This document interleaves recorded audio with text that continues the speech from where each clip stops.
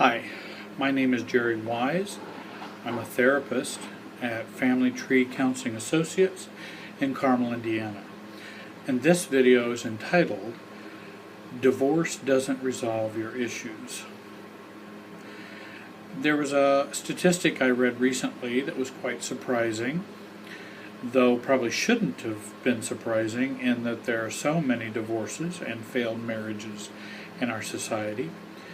But would it be surprising for you to hear that less than 25% of those who remarry or those who have divorced read any book on divorce, remarriage, or get any kind of premarital counseling for their upcoming new relationship?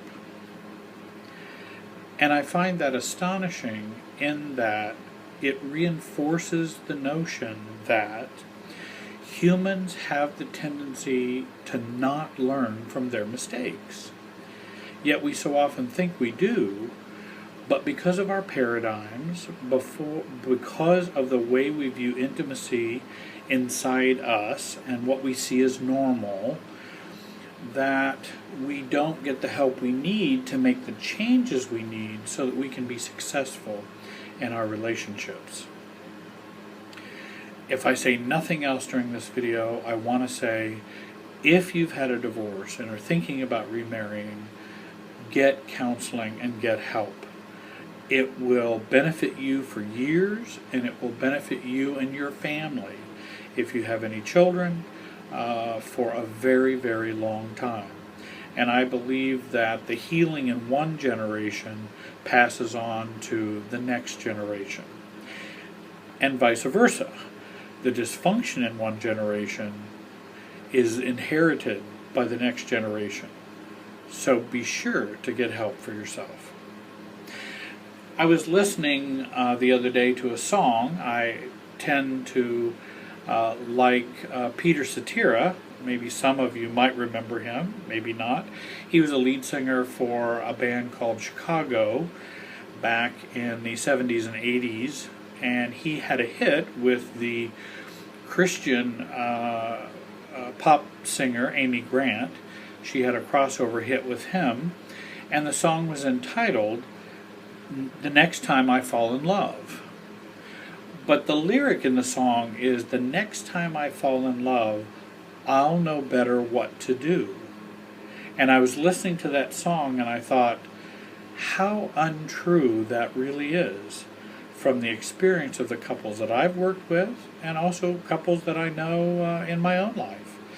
That oftentimes we don't learn from our mistakes because we don't change our inner sense of self. We simply change the externals. We might redecorate the house, but we don't rebuild a new one. And I think what's so very important is that we rebuild with a new foundation, and we build a new structure when we move into a new relationship, so that we don't repeat the problems of the past.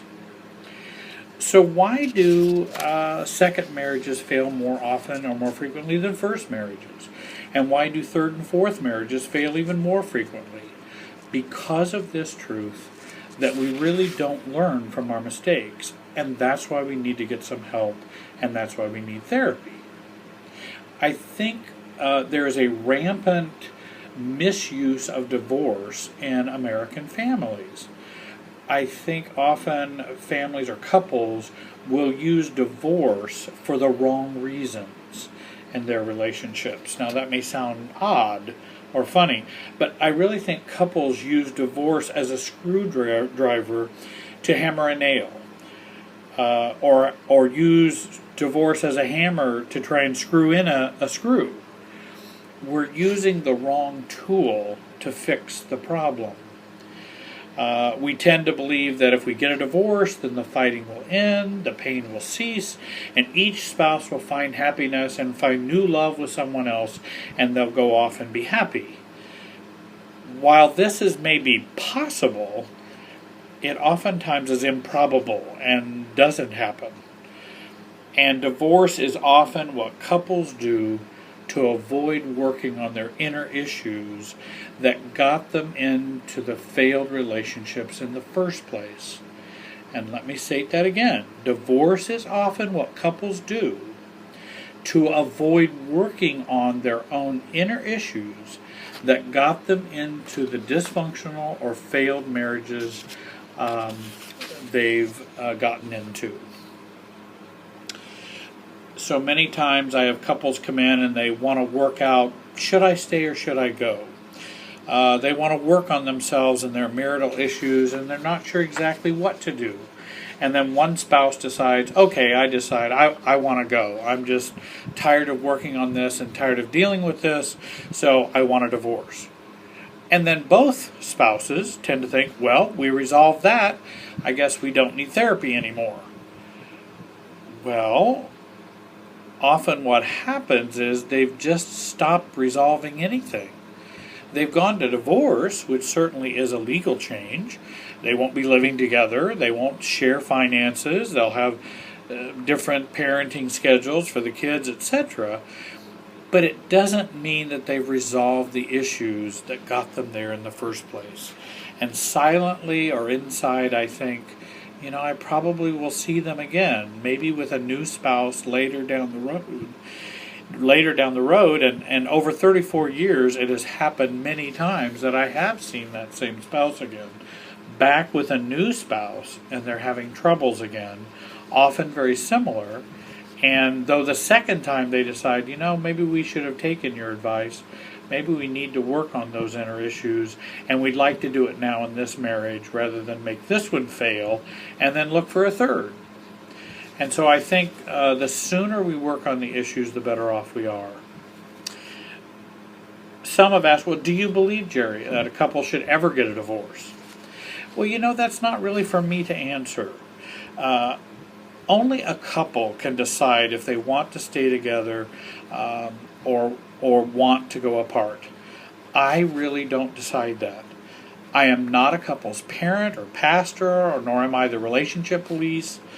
I'm a therapist. I'm there to help you work on your issues so you can have a happier, more healthy relationships. I do stress this point, however, with every couple that I see. Divorce does not resolve the inner issues which got you here in the first place.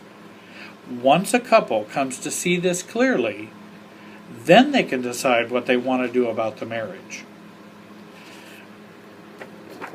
So you may be wondering, should I stay or should I go? And you're not sure.